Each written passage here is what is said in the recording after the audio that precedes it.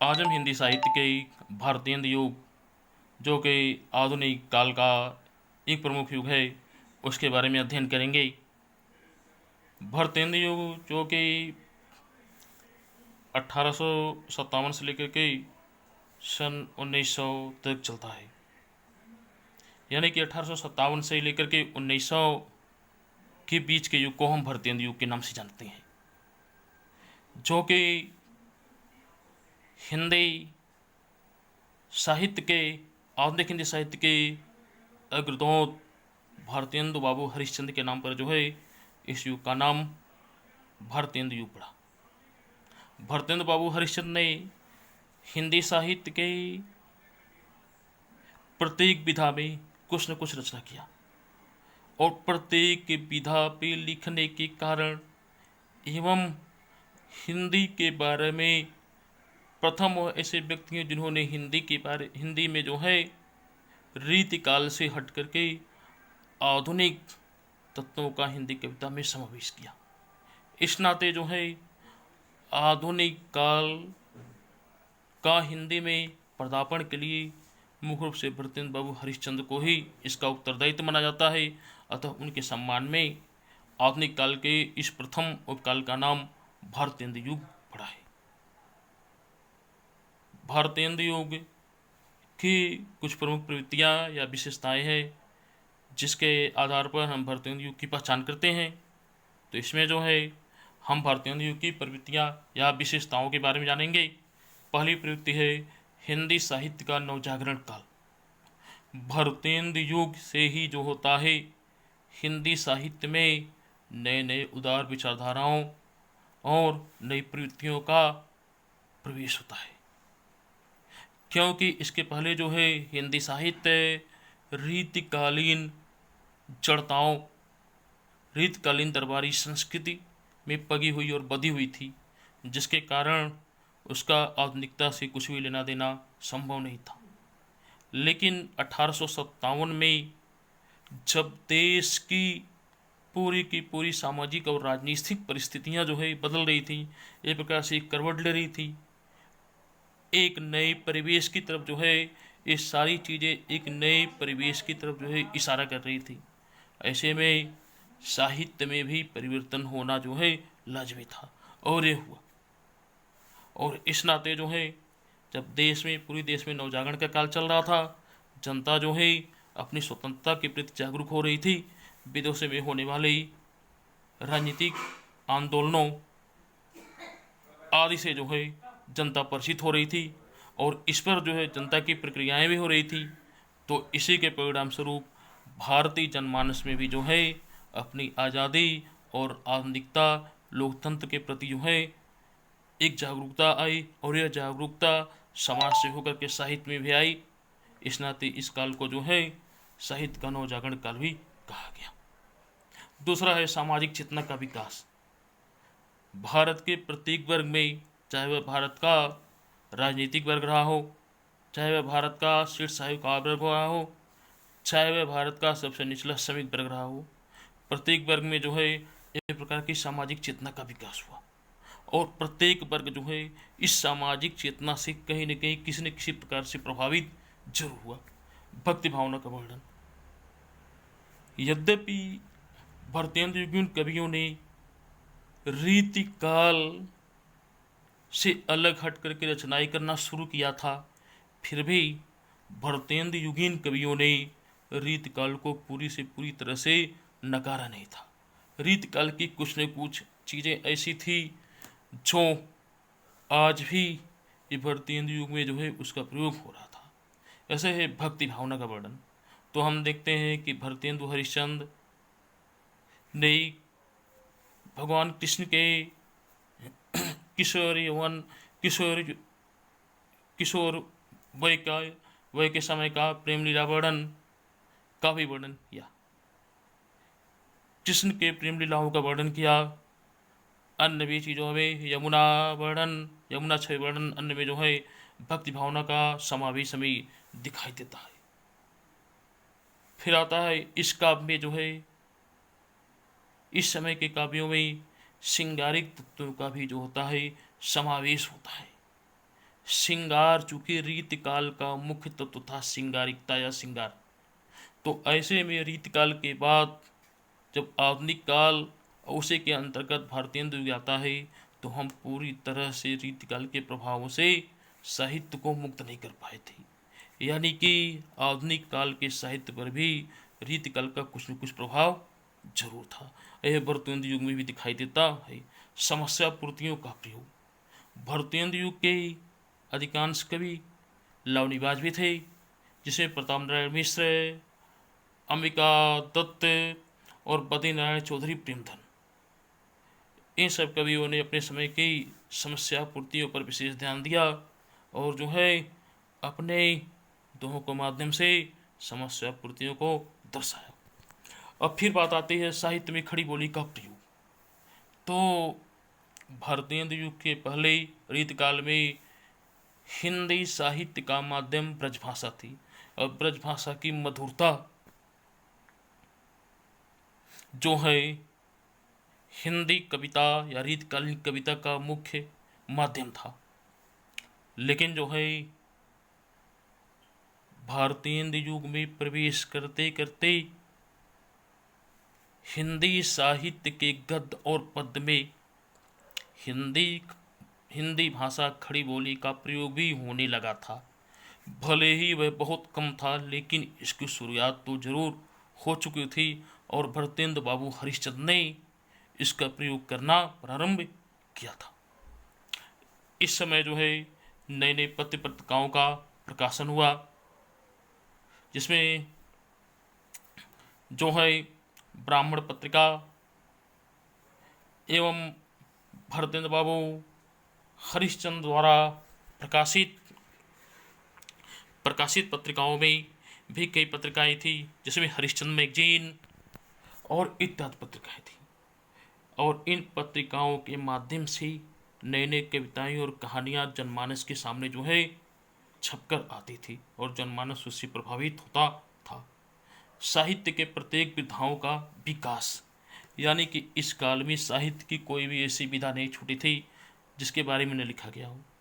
जैसे कि कहानी, नाटक, उपन्यास, कविता, दोहा, यात्रा वृत्त, हर विधा पर जो है कुछ न कुछ जरूर लिखा गया। साहित्य तथा समाज का नवजागरण, इस काल को हम साहित्य और समाज का नवजागरण करते हैं, क्योंकि एक तरफ जहाँ समाज जो है अंग्रेजी शासन के प्रति जो है जागरूक हुआ और उनके विरुद्ध जो है 1857 में जो है आज़ादी की पहली लड़ाई भारतीय जनमानस से लड़ा, उसी तरह से जो है भारतीय साहित्य में भी जो है नए नए प्रयोग हुए और देशभक्ति पर जो है पहले पहल जो है काव्यों और कहानियों, निबंधों की रचना हुई थी। इसके बाद जो है हम यह देखते हैं कि भारतीय युग के जो है प्रमुख लेखक कौन कौन से हैं। तो भरतेंद्र बाबू हरिश्चंद्र के अलावा उनके इस लेखक मंडली में जो है आपके प्रताप नारायण मिश्र, बद्रीनारायण चौधरी प्रेमधन, अंबिका दत्त व्यास इत्यादि जो है उनके समकालीन कवि और लेखक रहे हैं। अब इसके बाद हम आते हैं हिंदी साहित्य के आधुनिक काल के जो है दूसरे युग, द्विवेदी युग।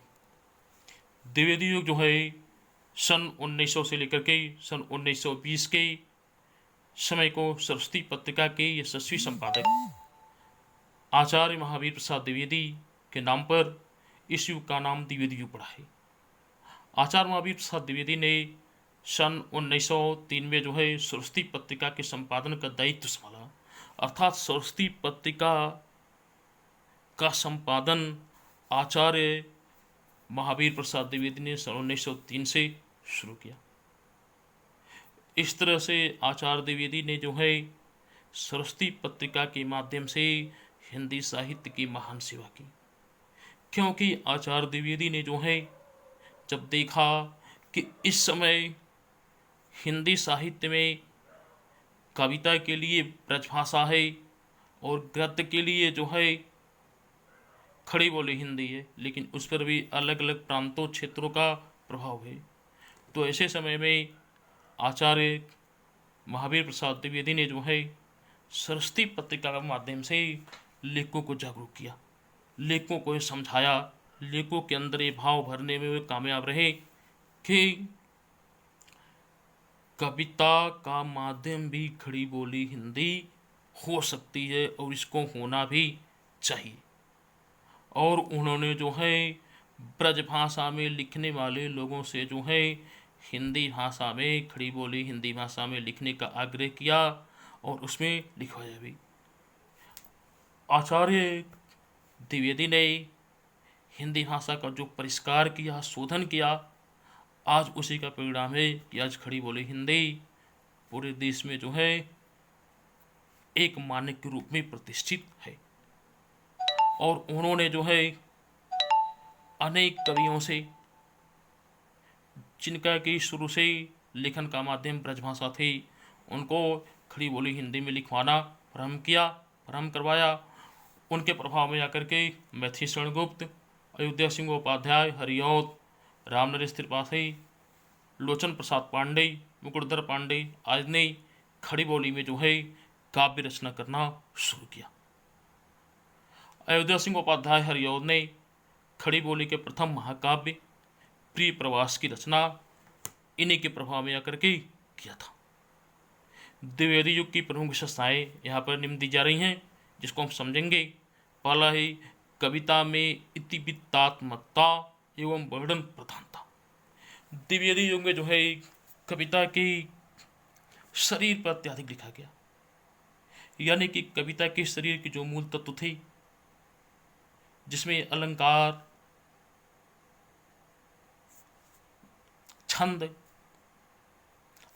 छंद विधान, भाषा की सस्वस्थता, भाषा में सुंदरता के तत्व पर विशेष ध्यान दिया गया। एवं कविता में खासकर कविता की आत्मा, जो रस, भावुकता, भाव प्रवणता होती है, उस पर कोई विशेष ध्यान नहीं दिया गया। खड़ी बोली, दूसरा है खड़ी बोली हिंदी और काव्य। खड़ी बोली हिंदी काव्य और गद्य की भाषा बनी। तो इस समय में जैसा कि भी बताया जा चुका, द्विवेदी जी ने जो है खड़ी बोली हिंदी को अपने प्रयासों से द्विवेदी युग में कविता और गद्य दोनों की भाषा बनाया। अर्थात कविता और गद्य द्विवेदी जी के प्रभाव में आकर के खड़ी बोली हिंदी में ही जो है रचे जाने लगे और इसमें सुंदरता, मधुरता, भाव प्रवणता सब कुछ धीरे धीरे विद्यमान होता चला गया। अब हम आते हैं श्रृंगार और व्यक्तिगत प्रेम के प्रति उदासीनता। द्विवेदी जी आदर्शवाद के माध्यम से कविताओं में सर्वथा आदर्शवाद की स्थापना करना चाहती थी। अतः द्विवेदी जी से कभी किसी ने ये उम्मीद नहीं किया था कि द्विवेदी जी काव्य में उन्मुक्त श्रृंगारिकता को प्रश्रय देंगी। अतः द्विवेदी जी ने जो है कवियों को, तत्कालीन कवियों को कविताओं में उन्मुक्त और व्यक्तिगत प्रेम और श्रृंगारिकता के प्रति जो है उनको एक प्रकार से उपेक्षित भाव से देखा और उनको इन सब भावों के प्रति हतोत्साहित किया।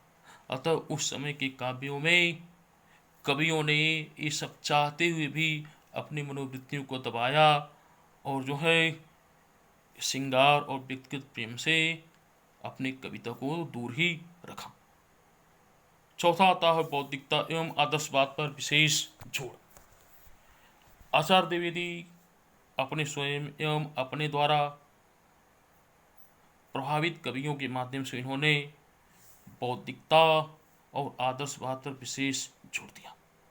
बौद्धिकता यानी कि कविता और गद्य में बौद्धिक तत्वों का समावेश पर विशेष जोर दिया और आदर्शवाद यानी कि कविता में कोरे आदर्शवाद की स्थापना हुई, जिससे कविता के शरीर पर विशेष रूप से लिखा गया। उसके दबाव में कविता की आत्मा एक प्रकार से दब करके रह गई। तो इस प्रकार से हमने द्विवेदी युग के बारे में देखा। अब हम आगे देखेंगे छायावाद। छायावाद सन 1920 से लेकर के सन 1936 के बीच के समय को हम आधुनिक हिंदी साहित्य के इतिहास में छायावाद के नाम से जानते हैं। वास्तव में छायावाद द्विवेदी युगीन मान्यताओं के विरोध में पनपा, क्योंकि जैसा कि कहा गया है कि छायावाद स्थूल के प्रति सूक्ष्म का विरोध हो, स्थूल के प्रति सूक्ष्म का विद्रोह है। क्योंकि जब किसी भाव को, किसी मान्यता को, किसी विचार को हम इतना दबाते हैं तो दबाते दबाते अचानक ही उसमें एक प्रकार का विरोध या विस्फोट पैदा हो जाता है। और यही बात जो है छायावाद के संदर्भ में है, क्योंकि छायावादी कवि एक प्रकार से द्विवेदी युग के कठोर क्रियाकलापों द्वारा जो है पूरी तरह से शोषित और हताश हो चुका था। अतः जब उसको अपने विचारों को छायावाद में पूरी तरह से प्रकट करने का मौका मिला तो उसने प्रकृति के विभिन्न उपादानों के माध्यम से अपने विचारों को प्रकट किया। छायावाद में हम देखते हैं छायावाद के प्रमुख कवियों में जो है, जो प्रमुख कवि छायावाद के रहे हैं उनमें जयशंकर प्रसाद, श्वेतानंदन पंत, सूर्यकांत त्रिपाठी निराला और महादेवी वर्मा छायावाद के प्रमुख कवि रहे हैं। अब आते हैं कि छायावाद की प्रमुख प्रवृत्तियां, विशेषताएं क्या रही हैं। तो छायावाद की प्रमुख प्रवृत्तियां, विशेषताओं में व्यक्तिगत प्रेम का प्रदर्शन, यानी कि कवियों ने अपनी दबी हुई मनी भावनाओं का, अपने व्यक्तिगत प्रेम का जो है पूरी तरह से खुल करके अपने साहित्य में प्रदर्शन किया। उन्मुक्त प्रेम का वर्णन, कवियों ने अपनी दबी हुई भावनाओं, दबी हुई कुंठाओं को व्यक्त करने के लिए छायावाद को उपयुक्त अवसर माना और वहाँ पर उन्होंने अपने उन्मुक्त प्रेम का, अपने दबे हुए प्रेम का जो है भले ही चाहे प्रकृति के विविध उपादानों के माध्यम से प्रस्तुत किया हो, लेकिन उसका उन्होंने क्या किया, प्रस्तुतिकरण किया। रहस्यवाद की भावना, छायावाद की सबसे बड़ी खासियत है कि छायावादी काव्यों में रहस्यवाद की भावना भी विराजमान है। चाहे वह रहस्य प्रकृति के प्रति हो या किसी अव्यक्त सत्ता के प्रति हो, खासकर जयशंकर प्रसाद और महादेवी वर्मा की कविताओं में हम इस प्रकार के भावों को देखते हैं। फिर चौथा आते हैं प्रकृति के विविध क्रियाकलापों का मानवीकरण। छायावाद में कवियों ने प्रकृति के अनेक क्रियाकलापों का मानवीकरण किया। जैसे पंत जी ने लिखा, चींटी को देखा यह सरल विरल काली रेखा से, घर जनपथ बहारती। तो इस तरह से हम देखते हैं, या यह जो है एक की फूल हंसी कलियां मुस्काई, यानी कि न तो फूल हंसते हैं न कलियां मुस्कुराती हैं, लेकिन इनका मानवीकरण कर दिया गया। यानी कि मानवीय क्रियाकलापों का प्रकृति के ऊपर आरोप, फूलों के ऊपर, पौधों के ऊपर, चिड़ियों के, पक्षियों के ऊपर जो आरोपित किया जाता है वो है प्राकृतिक क्रियाकलापों का मानवीकरण। फिर हम आते हैं प्राचीन भारतीय कथाओं का रूप में प्रस्तुतिकरण। पुराणों से, इतिहास से, वेदों से ली गई कथाओं का इन कवियों ने अपने मनोमाफिक रूप से उसका नवीनकरण, संस्करण में प्रस्तुतिकरण किया। जैसे जयशंकर प्रसाद ने अपने कामिनी नामक काव्य में इस तरह का वर्णन किया। काव्य में मानवीय कलर अलंकार का प्रयोग, ये छठी विशेषता है। यानी कि इस प्रकार इस काल की कविताओं में, काव्यों में मानवीय कलर अलंकार का प्रयोग, यानी कि इसके प्रत्येक क्रियाकलापों पर जो है मनुष्य के क्रियाकलापों का कहीं न कहीं प्रभाव जरूर रहा है। तो इस प्रकार हमने छायावाद के बारे में देखा। अब आगे हम देखते हैं प्रगतिवाद। प्रगतिवाद, छायावाद के बाद प्रगतिवाद खासकर 1936 से लेकर के 1942 या 43 तक रहता है। वास्तव में प्रगतिवाद यथार्थ का वर्णन है, जो राजनीति में मार्क्सवाद है, साहित्य में वही प्रगतिवाद है। प्रगतिवादी काव्य जो है, प्रगतिवादी काव्य जो है, इसमें कवि या लेखक यथार्थ को जस का तस प्रस्तुत करता है। और इस समय शोषितों, मजदूरों, सर्वहारा वर्ग, किसानों को जो है कविता का मुख्य विषय बनाया गया। इसमें जो है साहूकारों, राजाओं, जमींदारों के शोषण की प्रति आम जनता की विशेषता, विवशताओं, पीड़ाओं का वर्णन कवियों ने अपने कविताओं के माध्यम से किया। ऐसा नहीं है कि यहाँ पे इस काल में सुंदरता से सुंदरियों के है, एक मजदूरने में भी सुंदरता के वर्णन किए जा सकते हैं, जिससे निराला जी ने वह तोड़ती पत्थर में अपनी सुंदरता का व्यापक वर्णन किया है।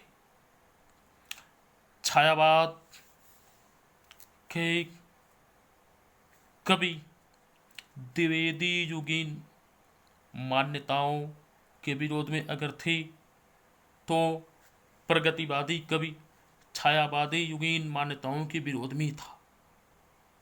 प्रगतिवाद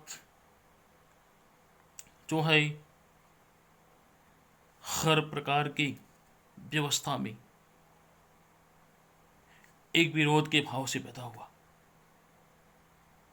इसने दिखाया कि समाज के प्रत्येक संसाधनों पर समाज के सबसे निचले वर्ग का भी अधिकार है, क्योंकि फैक्ट्रियों, खेतों इत्यादि जगहों पर इन संसाधनों का सृजन जो है समाज का सबसे निचला वर्ग ही करता है। इस नाते उस पर इसका अधिकार सबसे पहले बनता है। इस समय के मुख्य कवियों में, इस काल के मुख्य कवियों में सूर्यकांत त्रिपाठी, निराला, रामविलास पासवान, नागार्जुन, सुमित्रानंद पंत आदि हैं। इस काल के कवियों, इस काल के जो प्रमुख है प्रवृत्तियाँ, विशेषताएं हैं, उसमें है समाज के सबसे निचले वर्ग के व्यक्ति की आवाज़ को उठाना। नंबर 2, कविता में समाज के निचले से निचले वर्ग, खासकर सर्वहारा वर्ग जिसमें किसान, गरीब जनता, मजदूर आते हैं, ये सब कविता के विषय बने और इनके ऊपर काव्यों की रचना हुई। चौथा है मार्क्सवाद की प्रति सम्मान का भाव। पांचवा है सीधे सरल आडंबरहीन भाषा का प्रयोग। छठवां है विद्रोह की भावना। तो इस प्रकार हमने देखा कि प्रगतिवाद ने जो है छायावाद के विरोध में प्रगतिवाद ने वास्तविक धरातल पर जो है अपने काव्य प्रतिमाने को स्थापित करने का प्रयत्न किया। इसके बाद हम आते हैं प्रयोगवाद। प्रयोगवाद का समय जो है 1943 ईस्वी से शुरू होता है। अज्ञे द्वारा तार सप्तक पत्रिका का प्रकाशन 1943 में हुआ। इस नाते 1943 के समय को जो है प्रयोगवाद का पहला चरण माना जाता है, प्रयोगवाद की शुरुआत मानी जाती है। प्रयोगवाद यानी कि कविता में, साहित्य में नए नए प्रयोगवाद है। अब न तो कविता का विषय में दूर रह गया, न सेठ साहूकार रह गए, न राजा महाराजा रह गए। अब कविता का विषय जो है एक प्रकार के मनोविश्लेषणता, कविता में मानसिकता, मनोमस्तिष्क, बुद्धिवाद का प्रयोग अत्यधिक होने लगा। इस समय की कविता ने बौद्धिकता को स्थान दिया और इस समय प्रयोगवाद की कविता ने जो है इसमें हर चीज में, साहित्य में, समाज में, राजनीति में, सब जगह जब नए नए प्रयोग हो रहे थे, क्योंकि आज़ादी मिलने वाली थी, लोगों ने नए नए प्रयोग किए और नए प्रयोग साहित्य में भी हुए। जब जहाँ की प्रगतिवाद ने मार्क्सवाद को अपनाया, लेकिन यहाँ पर लोगों का ध्यान, लोगों का मुंह मार्क्सवाद से भंग हो चुका था। उन्होंने इसको जो है यथार्थ के धरातल पर, आज का कवि धान के खेत में खिलती हुई बलियों में भी जो है सौंदर्य का निरूपण खोज लेता था, आम के ठूठे पेड़ पर भी सौंदर्य का निरूपण खोज लेता था। एक भग्नता, एक टूटा हृदय, क्योंकि जब लोगों की इच्छाएं, मनोकामनाएं पूर्ण नहीं होती हैं तो वहाँ पर एक टूटन महसूस होता है। और प्रयोगवाद ने नए नए प्रयोग तो किए, चाहे वे कविता में हो, कहानी में हो, निबंध में हो, नाटक में हो, हर में नए प्रयोग किए। और हर में नए प्रयोग होने के कारण उसको जो है प्रयोगवाद कहा गया। प्रमुख प्रयोग आदि कवियों में अज्ञे, गजानन माधव मुक्तिबोध, भारत भूषण अग्रवाल, प्रभाकर माचवे, भवानी प्रसाद मिश्र, नरेश मेहता, रघुवीर सहाय तथा केदारनाथ सिंह प्रमुख प्रयोगवादी कवि हैं।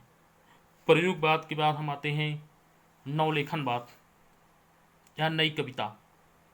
नवलेखनवाद या नई कविता, तो इसमें नवलेखनवाद या नई कविता में जो है, इसमें मानवता के स्थान पे, इसमें भी कविता ने नई करवट लिया। इसमें मानवता के स्थान पर व्यापक मानवतावाद के बारे में जो है कविताएं रची गई। व्यापक मानवता के बात के बारे में सोचा गया। बौद्धिकता के स्थान पर व्यापक बौद्धिकतावाद, व्यंग के स्थान पर तीखा व्यंगवाद, यानी कि प्रयोगवाद की सारी उपादानों को और अधिक विशिष्ट स्थान दिया गया, उसका विशिष्टीकरण किया गया। और इस विशिष्टीकरण के नाते जो है नवलेखनवाद, यानी कि नई नई कविताओं का लेखन होना। जहाँ तक नई कविता की बात आती है तो नई कविता में जो है हम देखते हैं, नई कविता शुरू होती है सन 1954 में, जब देश पूरी तरह से आज़ाद हो चुका था। और उसमें डॉक्टर जगदीश प्रसाद गुप्त और डॉक्टर रामस्वरूप चतुर्वेदी दोनों ने जो है नई कविता नामक एक पत्र का संपादन किया। और यहीं से जो होता है नई कविता की शुरुआत होती है। नई कविता में कहता है, कविता में नयापन है। और उसी समय जो है इसमें इस समय के कवियों ने, खासकर धर्मवीर भारती और जो है दुष्यंत कुमार, शमशेर बहादुर सिंह, सर्वेश्वर दयाल सक्सेना, कुंवर नारायण, जगदीश प्रसाद गुप्त इत्यादि कवियों ने जो है नई कविता को यथार्थ के धरातल पर उतारने का प्रयास किया, जो आज भी चल रही है। तो कविता में अनेक बात चलते रहे हैं और अनेक बात चलते रहेंगे। उनको हम शब्दों के दायरे में नहीं बांध सकते हैं, किसी बात का हम अंत नहीं कर सकते हैं, क्योंकि कविता ने जिस प्रकार से आदिकाल, भक्तिकाल, रीतिकाल,